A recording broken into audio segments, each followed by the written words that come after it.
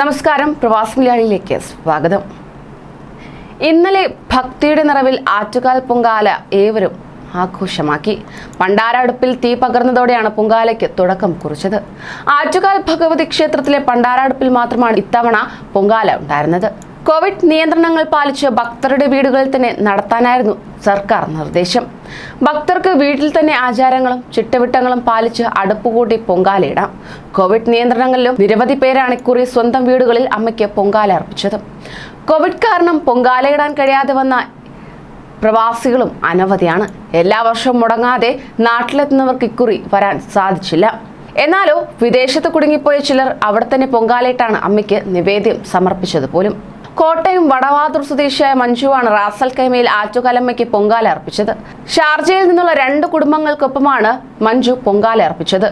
എല്ലാത്തിനും സൗകര്യം ഒരുക്കിക്കൊടുത്ത് ഒരു മുസ്ലിം കുടുംബവും. മിനിസ്ട്രി ഗവൺമെന്റ് ഹോസ്പിറ്റലിൽ ഫിസിയോതെറാപ്പിസ്റ്റായി ജോലി ചെയ്യുകയാണ് മഞ്ജു. ഭർത്താവ് സുമേഷ്, മക്കൾ അരുന്ധതി, അനിരുദ്ധ് എന്നിവരാണ്. റാസൽ കൈമയിലെ തന്റെ ആദ്യ പൊങ്കാലയെക്കുറിച്ചുള്ള വിശേഷങ്ങൾ മഞ്ജു ഒരു പ്രമുഖ മാധ്യമത്തോട് പങ്കുവയ്ക്കുകയും ചെയ്തു. കുട്ടിക്കാലം തൊട്ടേ ആറ്റുകാലമ്മയ്ക്കുള്ള പൊങ്കാല മുടക്കാറില്ല. ഇത്തവണ കൊറോണ കാരണം നാട്ടിലെത്താൻ കഴിഞ്ഞുമില്ല. പക്ഷേ സ്ഥിരമായി അമ്മയ്ക്കുള്ള പൊങ്കാല മുടക്കാനും മനസ്സ് വന്നില്ല. ഞങ്ങൾ ഫ്ലാറ്റിലാണ് താമസിക്കുന്നത്. ഇവിടെ പൊങ്കാലയിടാനുള്ള സൗകര്യം കുറവാണ്.